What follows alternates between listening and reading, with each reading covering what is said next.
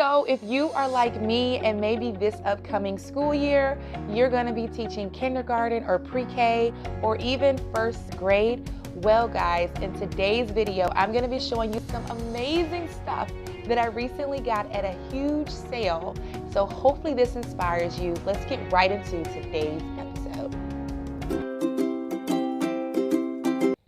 So first we have the math learning games, and it comes in a huge set. So you have patterns, shapes, serving up numbers, missing number fun, and some of the skills is ordering numbers, counting to 30, shape recognition, and patterns. So an example of one of the games is you have this little board here. It comes with the die, and then it also has like these little pieces, at least 4 of them. And basically it's guessing the missing number. So 27, 28, 29, 30, and then the child will see if they got it right by flipping it over. And if they do, they roll the die. And that is how many spaces that they will move. There are also lower numbers. So depending on the age of your children or student, you can take out the higher numbers and and then it goes all the way to finish. And there's 4 games in one. So another cool thing I have for math is Chicka Chicka 1, 2, 3.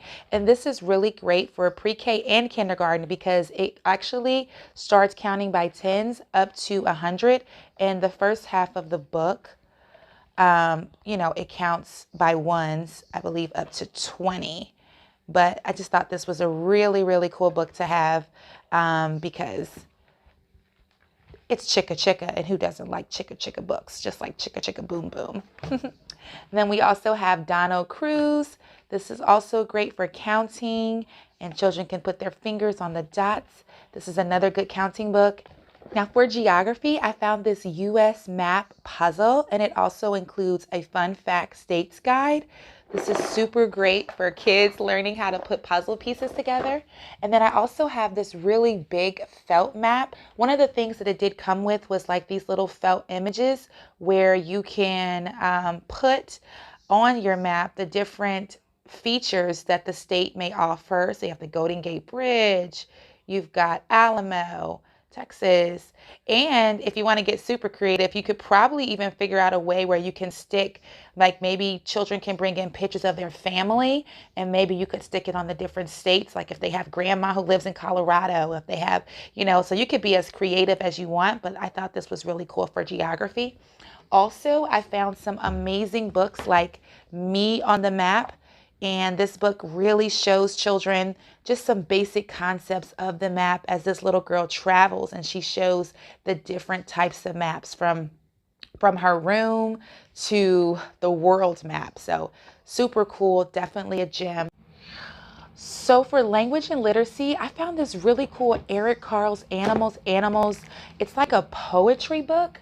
So each page has like short little poems, and not only are the poems like poetic, but they also have facts about the animals. So as you're learning about different animals, you are also reading it through poetry. So it's really, really cool, definitely a gem, and it's actually quite long. You could probably go through a whole school year in this little poem book. So very, very good. Another cool Eric Carle book is this Eric Carle's puzzle book. And I thought this was really good because you have different, different characters from some of his books, but then you also have actual puzzles.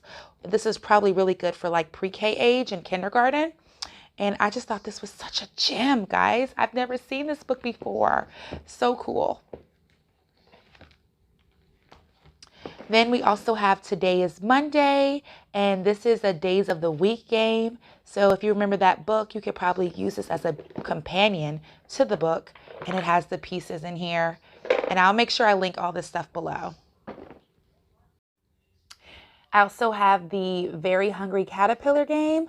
So this is a game of counting colors and contrasts. This is definitely another companion that you could use when you're reading The Very Hungry Caterpillar. Also ended up getting a whole stack of Hooked on Phonics early readers and just taking a quick little peek in one. These are so good because these are really books that children can easily decode and sound out as they're reading. And it's a lot of high frequency words as well. So I was very pleased to find these little gems as well for literacy. Also found some really cool alphabet books. I really love this one. I actually got this one a few weeks ago. And as the children are reading the alphabet, they can slide it over, then say the word. This was just so unique. I thought this was so cool, especially for littles learning the alphabet and connecting those letter sounds with words. And then this is a sensory alphabet book. And so, yeah, so cool. So for Bible, I have the Memory Bible, the Surefire Way to Learn 52 Bible Verses, and it comes with a CD. And I just thought this would be such a different way to go about teaching the word.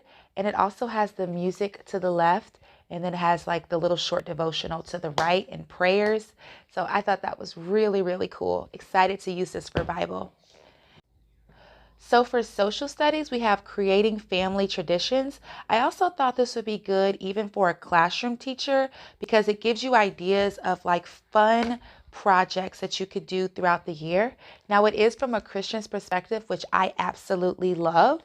And I just thought this was really good, like fun ideas that you can do as different holidays, observances, and different things comes up throughout the year. It gives you ideas of what children activities you could do to make the school year memorable, to make your family memorable or your classroom family memorable. So this is just a great book, Creating Family Traditions. So social studies.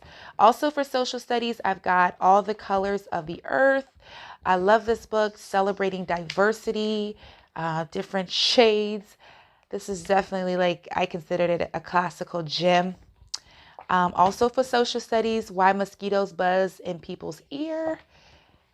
I love the different type of artwork and just children can learn about even some cultural aspects as they look at the illustrations in this book. And then also, so for science, I got this really cool book called Apples, Bubbles, and Crystals, Your Science ABCs. And it goes in alphabetical order, but it gives you these different science activities that you can do with kids and science experiments. C is for crystals. It has like this little short passage here, and then it teaches you how you can make the crystals. And you have these different characters that are throughout the book. B is for bubble, and then it has a little passage, and then it has like the experiment showing you how to do it step by step. And for handwriting, I always like to have a daily journal, and this is Little Bird's Draw and Write Journal. So you have plenty of space for children to explore drawing and writing as they tell stories, jot down observations. The opportunities are limitless. So let me know, what was your favorite thing that you saw in today's little haul video episode? Let's talk about it in the comments below. And if you are looking for more early childhood resources, tips, and tools, sign up to the Brown Bear Book Club totally free. I'll make sure that I leave the link below, and all resources that you saw will be linked below. And if you enjoy content like this, go ahead and hit that like and subscribe button. Talk to you guys soon. Bye.